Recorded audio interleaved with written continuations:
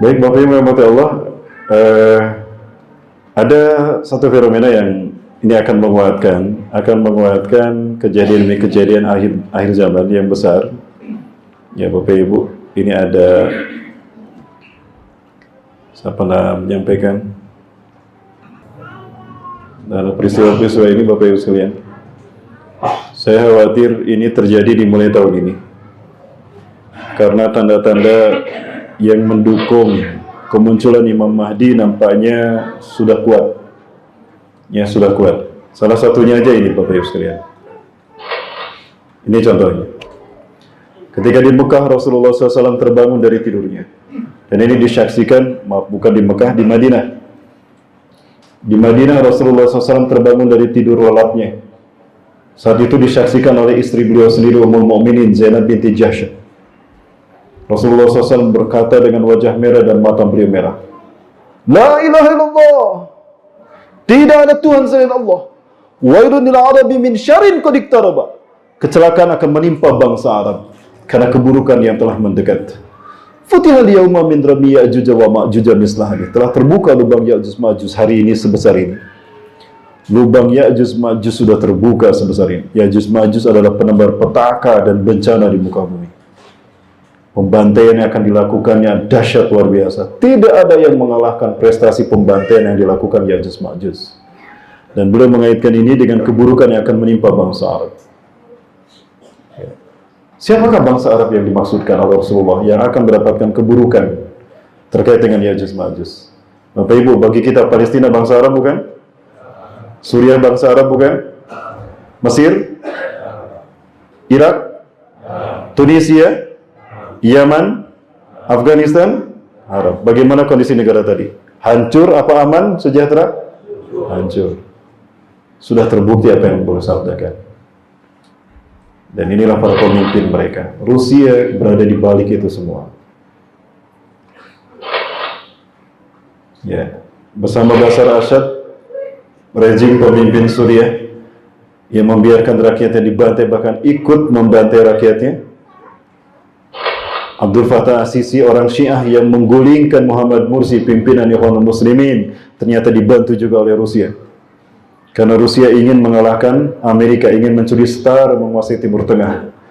Ya, karena titik tolak kebangkitan Islam nanti adalah Timur Tengah dan Asia. Dan Asia itu adalah Indonesia. Timur Tengah dua, Syam dan Khurasan. Syam, Palestina, Suriah, Khurasan, Afghanistan. Sekarang sudah mulai kuat. Ya, Amerika sudah mulai hengkang dari Afghanistan. Artinya Taliban berkuasa penuh kembali atasnya. Panji hitam sudah berkibar di Khurasan. Dan itu isyarat pasukan Imam Mahdi intinya sudah ada. Tinggal menunggu kedatangan Imam Mahdi di musim haji. Kemudian Rusia dan Israel bersepakat untuk saling membantu ketika nanti perang Armageddon terjadi. Karena ketika perang Armageddon, Rasulullah SAW menyebutkan, Innakum satakhuduna hilfan bi Bani Asfar. Kalian akan membuat perjanjian dengan Bani Asfar, kaum berkulit bule. Yang berkulit bule ini Eropa. Siapa? Rasul menyebutnya dalam hadis lain Romawi. Bapak Ibu, siapakah Romawi? Romawi, Yunani, Armenia, Balkan itu keturunan yang sama. Nabi Ismail punya anak perempuan. Beliau punya putra 12, punya anak 12. Salah satunya perempuan. Menikah dengan Al-Ais, anak pertama Nabi Ishak. Kalau dari Nabi Ismail ke bawah, murni, itu dari bangsa Arab, hanya satu Nabi Muhammad. Ketika putrinya dinikahkan, maaf, kalau Nabi Ishak itu dari Nabi Yakub, Bani Israel semua, Yahudi, ya, bangsa Semit. Kemudian, putrinya Nabi Ismail, ya, Mas'amah, bukan Mas'amah, Nasa'amah, baguslah namanya, Maslamah, maaf, Maslamah ini menikah dengan Al-Ais, anaknya Nabi Ishak yang pertama. Nah, dari Al-Is pernikahan dengan Maslamah inilah lahir Rum, Arman, dan Yunan. Rum menjadi Romawi, Yunan menjadi Yunani, Arman menjadi Armenia, Yugoslavia dan Rusia, Cina dan Khazaria, plus Mongolia yang sekarang menguasai Cina. Nah, Rasulullah menyebutkan pernikahan ini terjadi mengaitkan antara bangsa Arab bersatu dengan Bani Rom. Nah, Rasulullah menyebutkan di akhir zaman, di perang Armageddon, kalian akan bersekutu dengan Bani Asfar, bangsa yang berkulit bule. Tuqatiluna aduwwa min waraikum, memerangi musuh di belakang kalian. Musuh di belakang kalian ini siapa? Yang menjadi musuh Bani Rom saat itu. Kalau bukan Rusia, Cina. Kalau bukan Cina, Israel. Kalau bukan Israel, Iran. 4. Rusia, Cina, Israel, Iran. Ini akan diperangi ketika Arab bersekutu dengan kaum muslimin. Lupakah kita? Raja Salman sudah menyerukan agar negara-negara Arab bersatu memerangi Iran. Ya, dan ini disambut oleh Donald Trump. Bahkan Donald Trump mengundang semua negara Eropa untuk mengadakan KTT luar biasa menyambut Armageddon ini, dan itu sudah terjadi. Nanti saya perlihatkan. Itunya fotonya para Allah. Memerangi musuh di belakang mereka. Ya, ini musuh-musuhnya. Antara Syiah, Zionis, ateis komunis Cina, dan Rusia. 4 negara itu. Dan ini mereka sedang membuat koalisi. Ini yang membuat mereka melakukan persekutuan dengan bangsa Arab. Dan ini mengancam dominasi Eropa dan Arab di tanah Timur Tengah. Lalu hasil kesepakatan antara Benyamin Netanyahu dan Vladimir Putin diserahkan kepada eksekutor mereka. Siapa eksekutornya? Iran. Aduh, saya agak berat kalau saya melanjutkan, Bro Allah. Kalau saya melanjutkan, khawatir ada yang sakit hati dan protes, Bro Allah. Boleh saya lanjutkan? Nggak akan protes? Ini pendapat saya dan saya siap mempertanggungjawabkannya. Nggak akan protes ya? Ini nggak live, Pak? Nggak, baik. Nggak akan protes ya, sekali lagi ya. Iran mencari negara yang terkuat di Asia untuk bekerja sama dalam menggolkan program Yahudi dan Rusia. Siapa?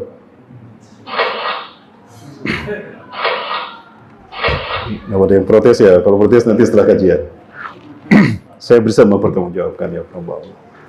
Terbukti maksudnya. Nah, ini semua nanti pada akhirnya akan memicu terjadinya perang antara blok barat dan blok timur. Inggris segera mengirimkan 2 armada pasukan terbesarnya dengan 2 kapal induknya di Laut Cina Selatan. Sekarang sudah ada Inggris tuh. Ini memicu perang dunia kedua. Amerika dan Rusia sekarang sudah mulai memanas. Silih tembal antara Vladimir Putin dan Donald Trump. Ya, perang bawah.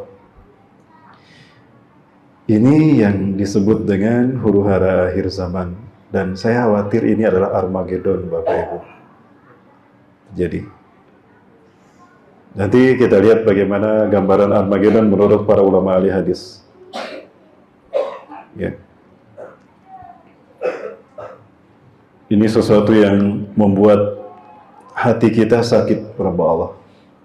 Raja Salman datang ke Cina dan memberikan dukungan kepada Xi Jinping, ya, Presiden Cina, dan menyetujui kamp konsentrasi Muslim Uighur. Ini menyakiti hati kaum muslimin. Dan ini diprotes oleh pimpinan MAPIN dari Malaysia. Bahwa perbuatan Raja MBS Putra Mahkota, MBS ini, Pangeran MBS ini menyakiti hati umat Islam seluruh dunia. Dan dia pun membuat marah asang ayah, sehingga makin meruncing tuh hubungan antara ayah dan anak. Lupakah kita? Ciri-ciri Imam Mahdi akan datang apabila matinya seorang raja, seorang khalifah di tanah Arab. Yattatilu salasatun 'inda kanzikum. Akan berperang 3 orang anak laki-laki di sisi pemberanan kalian setelah wafatnya seorang raja. Rasul menyebutkan khalifah bermakna raja karena di zaman itu para ulama ahli hadis sepakat tidak ada raja, tidak ada khalifah. Yang ada adalah raja. Mereka berperang berebut kekuasaan. Fala yasiru ila wahidin minhum, tapi kekuasaan tidak berhasil mereka dapatkan. Sampai datang pasukan dari timur, kata Rasulullah. Rasulullah menunjukkan, Rasulullah berdiri di Madinah. Sampai datang pasukan dari timur. Timur yang dimaksudkan mana? Dua, antara Khurasan, tapi saya kira Khurasan bukan timur. Rasulullah maksudnya menyebutnya Khurasan ya Khurasan. Timur ini ada kemungkinan adalah Indonesia. Insya Allah ya Pak Indonesia.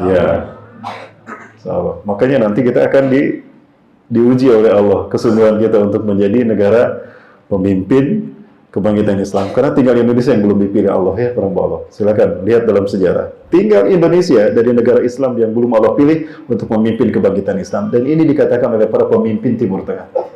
Salah satunya Dr. Abu Bakar Al-Awawidah. Beliau wakil ketua Rabita Ulama Palestina.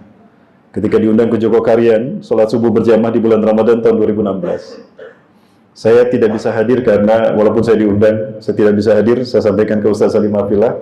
Ustaz, saya titip salam dan titip pertanyaan saya ketika bertemu di Bio Farma Bandung.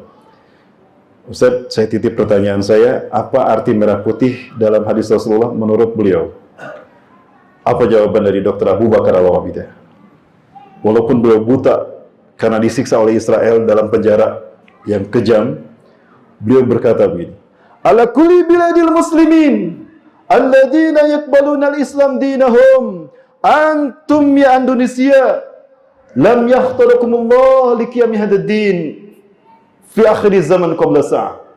Dari semua negara yang menerima Islam sebagai agamanya, dari seluruh bangsa di muka bumi ini yang menerima Islam sebagai agamanya, tinggal kalian hai Indonesia yang belum Allah pilih untuk memimpin kebangkitan Islam sebelum hari kiamat. Allahu Akbar. Maka petunjuk mempersiapkan dan ini isyarat Rasulullah pemuda. Ya, maka orang tua tolong dukung kami.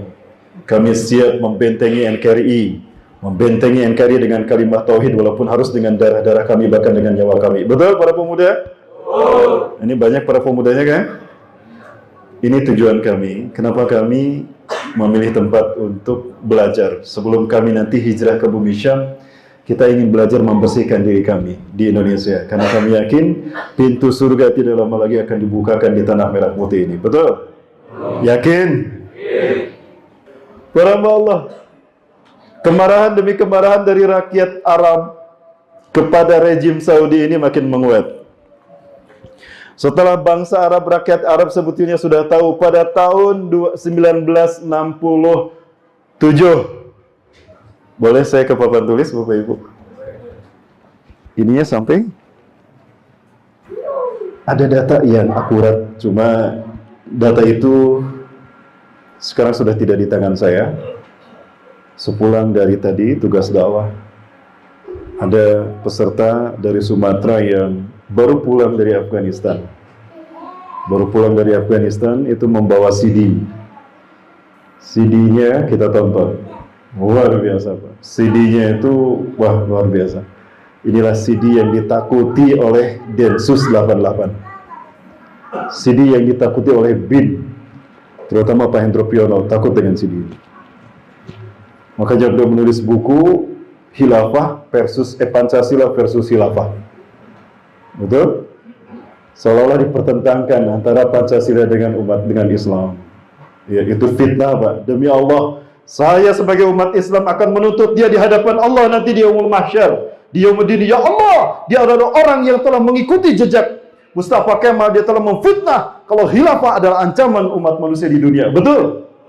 Ganti, hapus ayat Quran tuh, surat Asy-Syura ayat ke-13. Dan hapus surat An-Nur ayat ke-55. Berani tidak Profesor Hendro Priyono? Aduh, saya sebut namanya. Punten Bapak Ibu keceletot saya. Bapak Ibu saya punten ini saya menyampaikan ini. Saya tidak mau membuat samar-samar Bapak Ibu. Karena ini fitnah di tengah-tengah kita. Dan kita harus meluruskannya. Ancamannya neraka. Mustafa Kemal itu jasadnya tidak diterima di Turki. Dikuburkan tuh. Besoknya muncul lagi jasadnya di atas. Bumi menolak jasadnya ditelan di dalam. Bau busuk tersurat daripada jasadnya. Belum mati aja sudah busuk Pak. Apalagi ketika mati. Penjaganya bilang kepada Mufti Turki saat itu jasadnya Kangjeng Pangeran muncul lagi. Dikubur lagi Pak, di situ dihalangi dengan besi, dicor besinya. Besoknya muncul lagi di atas, dan bau busuknya tidak kuat menyengat. Sampai orang itu pakai oksigen tuh, saking tidak kuat, petugasnya tuh pakai oksigen. Ya akhirnya bagaimana Bapak Ibu sekalian? Ya akhirnya ini disimpannya tidak di bumi, tapi di atas gunung. Itu ada museum.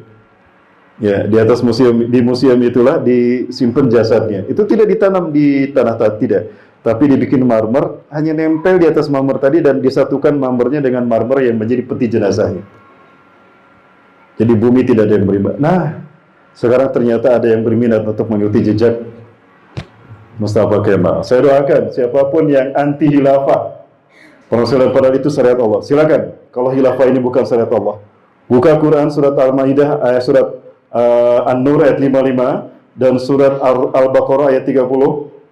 Kemudian surat apa lagi? Surat Asy-Syura ayat 13.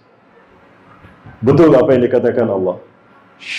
Kabura 'alal musyrikina ma tad'uhum ilaih. Amat berat wahai Muhammad, dirasakan oleh orang-orang musyrik agama yang kamu dakwahkan ini.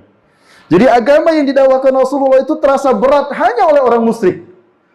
Jadi ada yang berat, apabila ada yang berat dengan khilafah, hati-hati, ada kemusyrikan dalam hatinya. Allahu Akbar.